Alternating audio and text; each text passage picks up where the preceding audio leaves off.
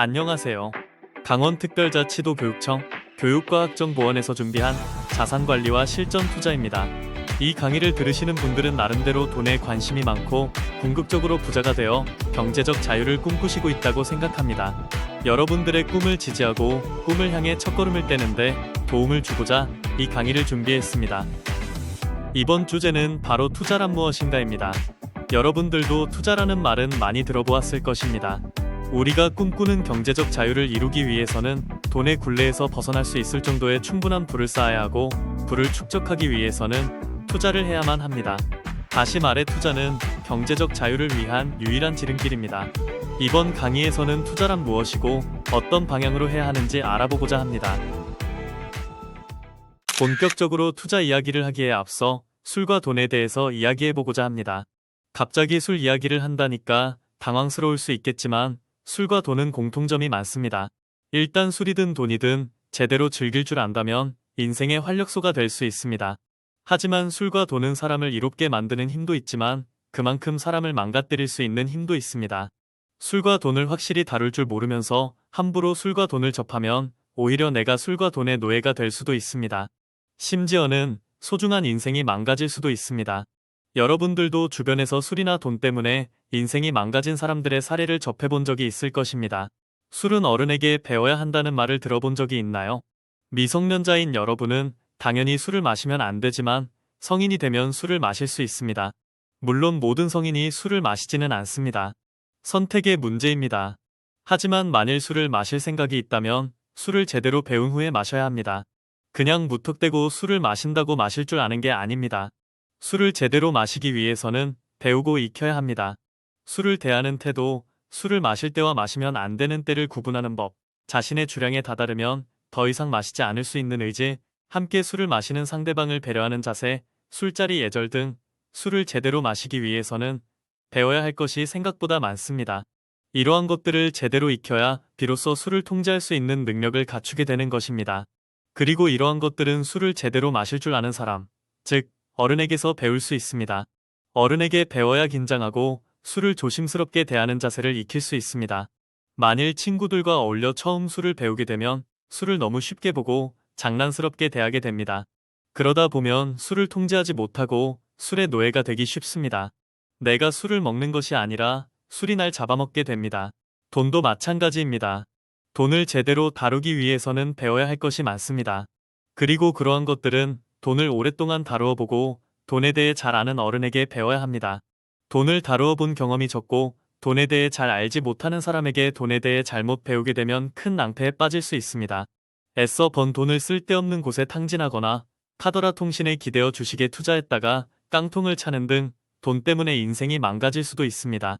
술은 처음부터 마시지 않거나 노력해서 끊을 수도 있습니다. 하지만 돈은 우리가 피하거나 끊을 수 있는 대상이 아닙니다. 따라서 자본주의 사회에서 제대로 살아가려면 돈에 대한 공부는 필수입니다. 사실 돈을 배울 수 있는 가장 좋은 어른은 바로 여러분들의 부모님입니다. 한 가족으로서 경제생활을 함께하면서 살아있는 경제 교육을 해주실 수 있습니다. 하지만 우리 사회는 부모님이 자녀들에게 돈에 대한 이야기를 하는 것을 꺼려합니다. 어린 녀석이 무슨 돈이야? 그런 것은 나중에 크면 다 알게 돼. 지금은 그냥 열심히 공부나 해. 또는 자녀가 집안 경제 사정을 알고 자녀까지 돈 걱정을 할까봐 걱정하시는 것일 수도 있습니다. 부모님의 그런 마음도 일리가 있으십니다. 그렇다고 돈을 배우지 않으면 어떻게 될까요? 모든 것은 그것을 하기에 가장 좋은 시기라는 게 있습니다. 즉 골든타임이 있는 것이지요. 돈도 마찬가지입니다. 성인이 되어 본격적으로 경제 활동을 하기 전에 경제적 마인드와 기본적인 소양을 닦아두어야 성인이 되어서도 큰 문제 없이 경제 활동을 시작하고 부자의 길로 나아갈 수 있습니다. 부자가 되지 못하더라도 적어도 돈 때문에 인생이 망가지는 일은 막을 수 있습니다. 아직 경제 활동을 시작하기 전인 지금이야말로 더 돈에 대해 관심을 가지고 제대로 된 돈 공부를 시작해야 할 때입니다. 가정에서든 학교에서든 사회에 의해서든 개인은 물론 국가 경제를 위해서도 어렸을 때부터 돈이 무엇인지 알고 돈을 다루는 방법과 능력을 훈련해야 합니다. 이 강의는 그러한 취지로 마련된 강의입니다. 이 강의를 통해 여러분들이 바람직한 경제활동을 준비하는데 조금이라도 도움이 되기를 바라봅니다. 서두가 길었습니다. 그럼 본격적으로 투자에 대해 말해보고자 합니다. 투자란 무엇일까요? 투자라는 말을 많이 들어봤을 겁니다. 하지만 투자가 도대체 무엇이냐는 질문에 바로 답하기는 조금 힘들 수 있습니다. 투자란 쉽게 말해 자기가 가지고 있는 돈으로 더 돈을 버는 일입니다. 우리가 돈을 벌기 위해서는 기본적으로 일을 해야 합니다. 일을 한 대가로 돈을 받습니다. 투자는 일을 하지 않고도 내가 가진 돈이 돈을 벌어다 주는 것입니다. 물론 현금을 그 자체로 가지고 있는다고 해서 돈이 생기지는 않습니다. 그러면 어떻게 돈이 돈을 버는 것일까요? 바로 자산입니다. 돈으로 자산을 사들이면 자산이 돈을 벌어다 줍니다. 다시 말해 투자란 자산을 사들여서 자산의 힘으로 일을 하지 않고도 돈을 버는 것을 말합니다. 그렇다면 자산이 도대체 무엇이길래 돈을 벌어다 준다는 것일까요? 우리가 흔히 쓰는 말 중에 재산이 있고 자산이 있습니다. 비슷한 말이지만 엄연히 다른 개념입니다. 그리고 재산과 자산의 차이를 이해하고 구분하는 것에서부터 투자는 시작됩니다. 재산은 내가 가지고 있는 것들 중에 경제적 가치를 가지고 있는 것들을 말합니다. 돈의 가치로 평가받을 수 있는 모든 것들이 나의 재산입니다. 선생님으로 본다면 선생님이 가진 가장 큰 재산은 아파트입니다. 그것 말고도 타고 다니는 자동차, 은행에 넣어둔 예금도 선생님 재산입니다. 지금 쓰고 있는 스마트폰도 당연히 재산 중 하나입니다. 중고로 팔면 단돈 얼마라도 받을 수 있으니 경제적 가치가 있는 것이지요. 그렇다면 자산은 무엇일까요? 자산은 재산 중에서도 스스로의 힘으로 경제적 가치가 커질 수 있는 것을 말합니다. 예를 들어서 지금 살고 있는 아파트 말고도 아파트 한 채를 더 가지고 있다고 합시다. 5년 전에 이 아파트를 3억에 샀는데 현재 시세가 4억이 되었다면 1억만큼 가치가 커진 것입니다. 내가 특별히 노력을 기울이지 않았는데도 불구하고 시장의 힘으로 스스로 가치가 커진 것입니다. 즉 자산인 것입니다. 굳이 팔지 않고 다른 사람에게 빌려주고 월세를 받을 수도 있습니다. 가만히 있어도 매달 일정 금액을 벌어다 주니 자산의 역할을 하는 것입니다. 여기 선생님이 쓰고 있는 스마트폰이 있습니다. 연식이 좀 있는 모델입니다. 이 스마트폰은 선생님의 재산일까요? 아니면 자산일까요? 만약 당근마켓에 팔면 어느 정도 받을 수 있을까요? 어쨌든 아직은 중고로 팔아도 어느 정도 가격은 받을 수 있으니 경제적 가치가 있다고 볼 수 있습니다. 하지만 이 스마트폰이 스스로 가치가 커지지는 않으니 선생님의 자산으로 보기는 힘듭니다. 우리가 현금으로 단순한 재산이 아닌 자산을 구입하면 자산은 스스로 그 가치를 키웁니다. 그리고 우리는 그러한 자산의 힘으로 돈을 벌 수 있습니다. 자산으로 돈을 벌 수 있는 방법은 결국 두 가지입니다. 하나는 자산을 팔아서 돈을 버는 것입니다. 즉, 시장에서 자산을 싸게 사서 비싸게 팔면 그 차익만큼 돈을 벌 수 있습니다. 이것을 시세 차익이라고 합니다. 또 다른 방법은 자산을 사서 다른 사람에게 빌려주고 그 대가를 받는 것입니다. 일종의 이자를 받는 것입니다. 이 방법은 자산을 그대로 가지고 있으면서 계속해서 수익을 얻을 수 있습니다. 다만 수익의 크기는 일반적으로 시세 차익보다는 작을 수밖에 없습니다. 부동산도 그렇고 주식도 그렇고 거의 대부분의 자산은 이 두 가지 방법으로 돈을 멉니다. 팔거나 빌려주거나 결국 둘 중 하나인 것이지요. 어쨌든 중요한 것은 자산으로 돈을 벌려면 자산을 사야 합니다. 다만 자산을 살 때에는 그 자산을 통해 시세 차익을 노릴 것인지 아지를 노릴 것인지 목표를 분명히 해두어야 합니다. 다시 정리하면 투자란 내가 가진 돈으로 자산을 사서 자산의 힘으로 돈을 버는 일을 말합니다. 우리는 살면서 재산을 축적하는데 단순한 재산이 아닌 자산의 성격을 갖는 재산을 사야 합니다. 5천만 원이라는 돈으로 자동차를 산다고 생각해 봅시다. 자동차는 우리가 축적하는 재산 중 집만큼은 아니더라도 큰 돈이 필요합니다. 그리고 우리가 모으게 되는 재산 중 큰 비중을 차지하게 됩니다. 자동차는 우리의 재산이 되는 그 순간부터 그 가치가 깎여 나갑니다. 5천만 원짜리 새 차를 사서 내 손으로 시동을 거는 순간 그 차는 중고차가 됩니다. 중고차가 되는 순간 그 차는 무조건 5천만 원 아래로 가치가 떨어집니다. 그리고 자동차는 기계이기 때문에 필연적으로 시간이 갈수록 낡기 시작합니다. 즉, 가만히 있어도 가치가 줄어듭니다. 게다가 자동차를 운행하기 위해서는 이것저것 비용이 추가적으로 발생합니다. 유류비, 보험료, 세금, 수리비 등 생각보다 유지비가 많이 듭니다. 자동차 그 자체의 가치가 하락하는 것은 물론이고 내 돈을 더 사라지게 만듭니다. 하지만 5천만 원의 돈으로 사고 싶은 자동차를 사는 대신에 그 자동차를 만드는 주식을 사면 어떨까요? 만약 그 회사의 자동차가 시장에서 그 자동차가 더 많이 팔리면 그 회사의 가치가 커지고 내가 가지고 있는 주식의 주가도 같이 올라갈 것입니다. 물론 지금 당장 그 차를 탈 수는 없겠지만 주가가 오르면 그때는 5천만 원이 1억 원이 되고 그 주식을 팔아서 1억 원짜리 차를 살 수도 있을 것입니다. 주식은 단순한 재산이 아니라 자산이기 때문에 시간이라는 영양분이 주어지면 그 가치가 무럭무럭 자라납니다. 자산이 시간을 먹고 자라나 5천만 원짜리 차를 1억 원짜리 차로 바꿔주는 것이지요. 세상에는 이러한 마법을 부리는 자산들이 많이 있습니다. 남들이 다 알고 있고 흔히들 하나 둘씩은 가지고 있는 자산 말고 큰 힘을 지니고 있지만 아는 사람들만 아는 보물 같은 자산들이 있습니다.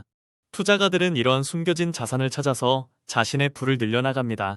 그렇다면 찐부자들은 주로 어떤 자산에 투자하고 있을까요? 부자들도 당연히 부동산이나 주식처럼 일반인들이 많이 투자하는 자산에 투자를 합니다. 그 외에 일반적이지 않은 자산에도 투자를 하는데요. 그 대표적인 것이 바로 미술품입니다. 화면의 인물은 지금은 돌아가셨지만 우리나라 최고의 기업인 삼성그룹의 회장이었던 이건희 회장입니다. 이건희 회장은 우리나라 최고의 부자였을 뿐만 아니라 국내외 미술의 조예가 깊은 초일류 컬렉터로 다양한 장르와 시대의 미술품을 수집하고 있었습니다. 문화재, 서양 근현대 미술품, 한국 근현대 미술품 등 다양한 미술품 컬렉션을 가지고 있었습니다. 문화재로는 겸재정선의 인왕제색도와 국보급 백자, 다랑아리 등을 포함해 국보 14점, 보물 46점이 있습니다.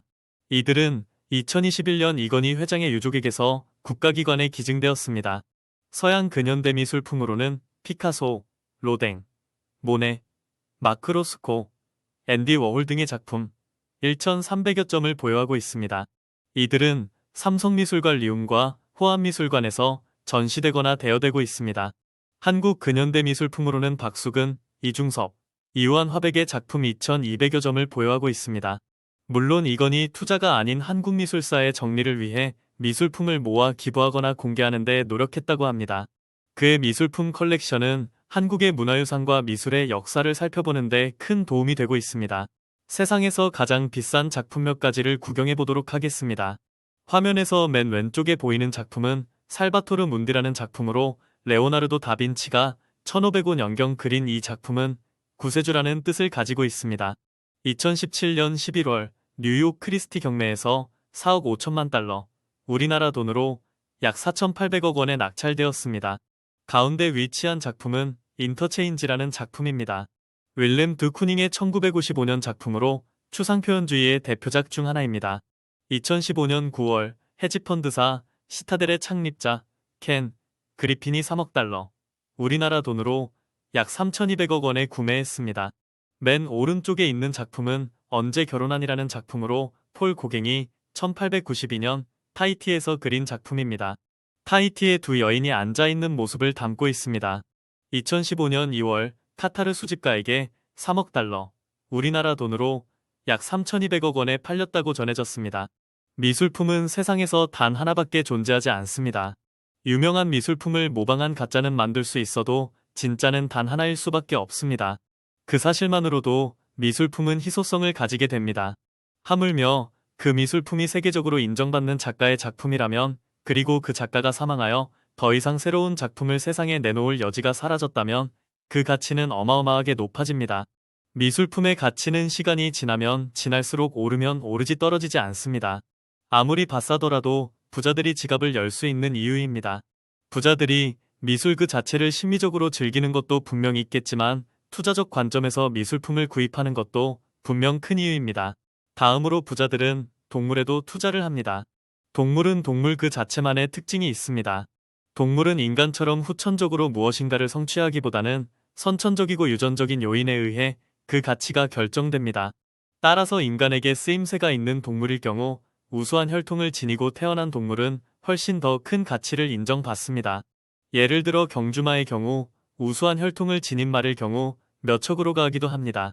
화면의 경주마는 세계 최고 혈통의 경주마 중 하나인 한국마사의 소유의 닉스고입니다. 닉스고는 2017년 미국 킨랜드 경매에서 약 87,000달러, 우리나라 돈으로 약 1억 원에 구매한 경주마입니다.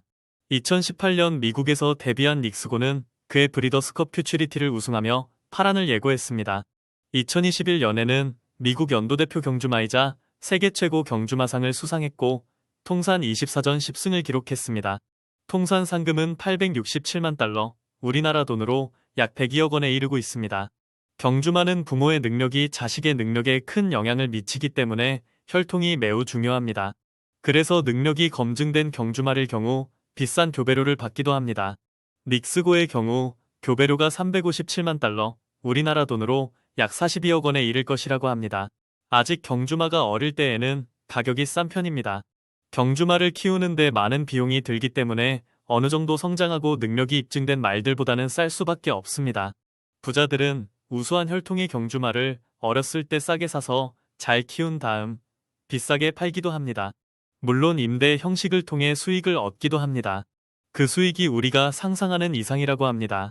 아무리 우수한 혈통의 동물이라도 결국 전성기가 지나면 늙거나 병들어서 죽습니다. 그 가치가 영원히 사라집니다. 그리고 동물은 생명체이기 때문에 새끼를 낳을 수 있다는 매력이 있습니다. 다시 말해 그 동물은 사라지지만 자산은 사라지지 않고 이어집니다. 여러 마리의 새끼를 낳는다면 자산이 배로 늘기도 합니다. 이러한 매력으로 부자들은 경주마를 비롯해서 여러 종류의 동물에 투자를 하는 경우도 많다고 합니다. 요즘 젊은 세대를 이르는 말이 바로 MZ세대입니다. MZ세대 사이에 리셀 투자라는 것이 유행한다고 합니다. 리셀 투자는 말 그대로 다시 파는 것입니다. 그런데 일반적인 투자와 조금 다른 것은 새 상품을 사서 쓰지도 않고 다시 판다는 점입니다. 주로 운동화와 같은 의류 상품을 대상으로 리셀 시장이 형성됩니다.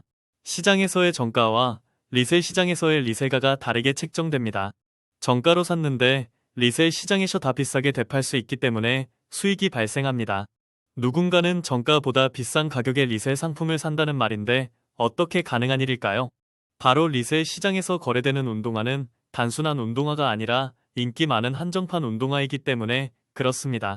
판매 수량이 정해져 있는데 그 상품을 원하는 사람들이 훨씬 많을 경우 당연히 높은 희소성을 가지게 되고 그것이 그대로 리셀 가격에 반영됩니다. 그래서 어느 상품이 출시된다는 소식이 들리면 사람들이 본인이 쓰기 위해서가 아니라 리셀 시장에 되팔기 위해 줄을 서서 상품을 사려고 합니다. 인터넷을 판매하는 경우에는 추첨을 통해서 상품이 판매되기도 합니다. 이런 상품을 사게 되면 마치 복권에 당첨된 것과 같아지는 겁니다.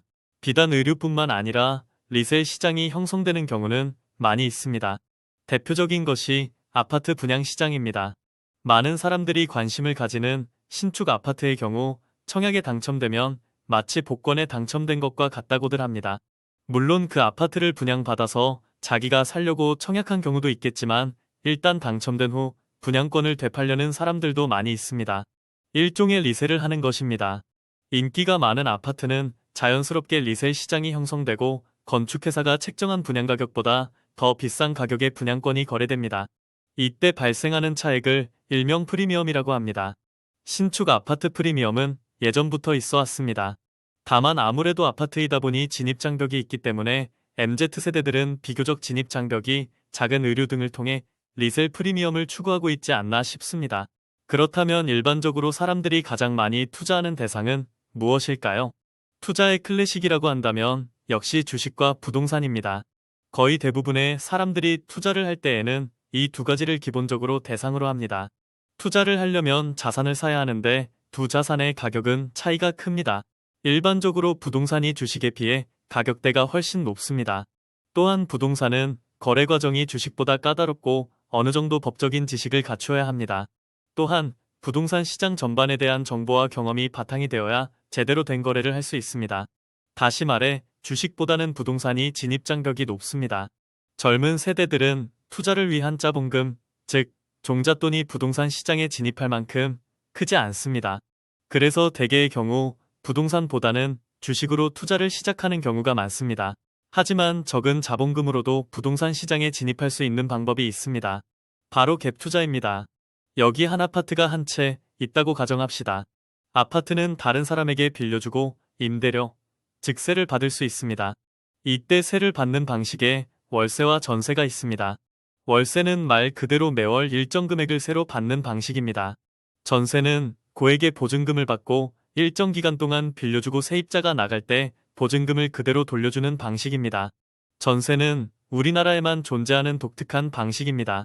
세입자 입장에서는 처음에 보증금으로 큰 돈을 내야 하지만 새 들어 사는 기간 동안 별도로 세를 낼 필요 없이 지내다가 계약이 만료되어 나갈 때 보증금을 고스란히 돌려받을 수 있어 상당히 유용한 제도이긴 합니다.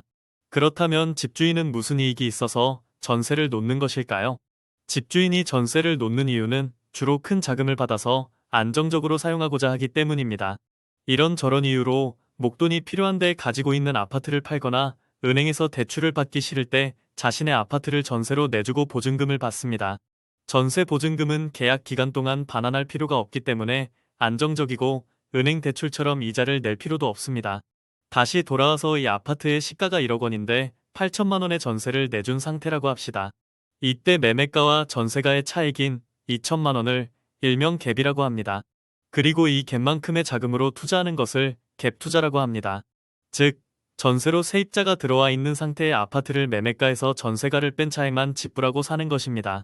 전세 보증금은 계약 기간이 만료되면 돌려줘야 하는 돈이고 그 돈은 원래 집주인이 내야 하지만 집주인이 바뀌면서 새 집주인이 대신 내줘야 하기 때문에 그 돈만큼 제외하고 나머지 금액만 지불하는 것입니다.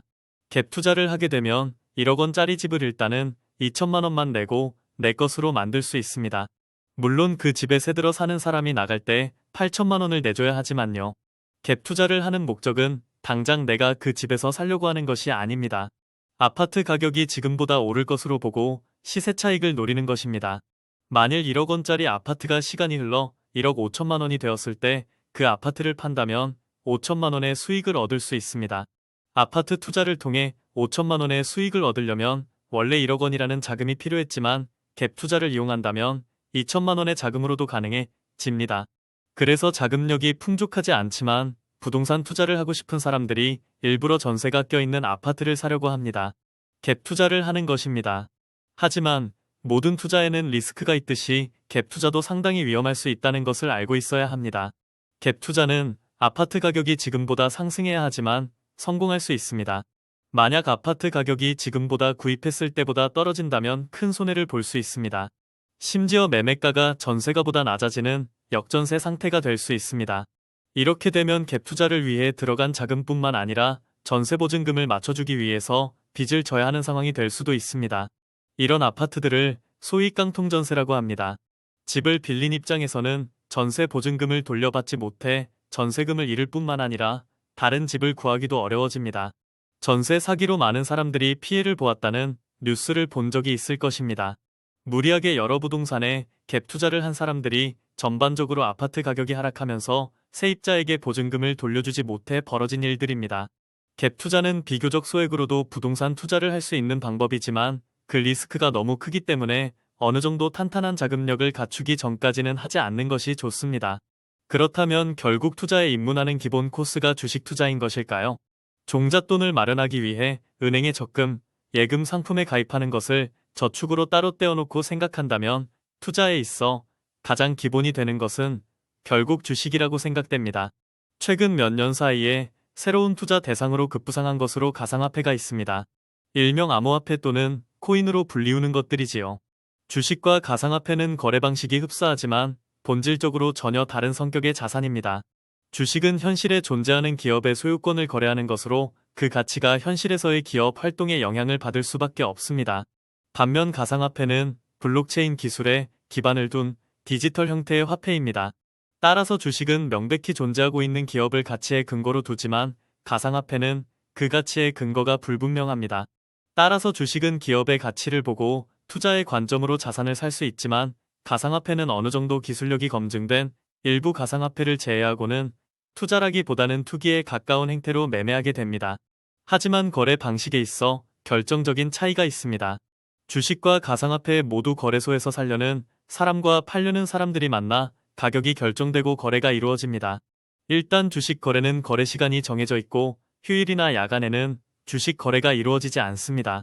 하지만 가상화폐는 24시간 동안 1년 내내 거래가 이루어집니다. 또한 우리나라의 경우 주식 거래의 경우 가격의 상승과 하락에 있어 30%라는 제한이 있습니다. 하지만 가상화폐는 그러한 제한이 없어 엄청난 폭등과 하락이 가능합니다.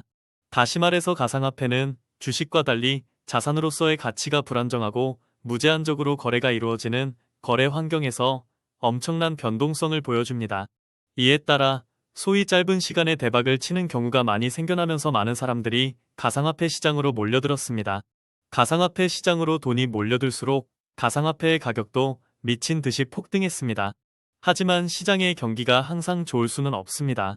또한 모든 자산들은 금리에서 자유로울 수 없습니다. 시장의 경기와 금리 변동에 의해 주식시장은 대세 하락장으로 전환되었습니다. 가상화폐 시장은 본질적으로 그 가치에 대한 사람들의 신뢰 수준이 낮으며 투기적 성격이 강하기 때문에 주식시장보다 훨씬 민감하게 반응할 수밖에 없습니다. 가상화폐의 가격은 엄청난 속도와 폭으로 떨어졌으며 가상화폐에 투자한 사람들은 엄청난 손실을 보게 되었습니다. 가상화폐는 아직은 그 기반인 블록체인 기술이 상용화되지 않았고 화폐 그 자체의 가치에 대해서도 사회적으로 합의가 되지 않은 상황에서 섣불리 투자하는 것은 적절해 보이지 않아 보입니다. 투자는 자산의 힘으로 부를 축적하는 일입니다. 물론 투자는 수익을 기대할 수 있는 만큼 리스크도 함께 주어집니다. 투자란 미래의 수익을 얻기 위해 자산을 구입하는 것입니다. 다시 말해 시간이 흐르면서 자산의 가치가 변하는 성질을 이용하는 것입니다. 자산의 가치가 오르면 수익을 보지만 당연히 자산의 가치는 떨어질 수도 있습니다. 즉, 투자는 수익을 가져올 수 있지만 동시에 손실을 가져올 수도 있습니다.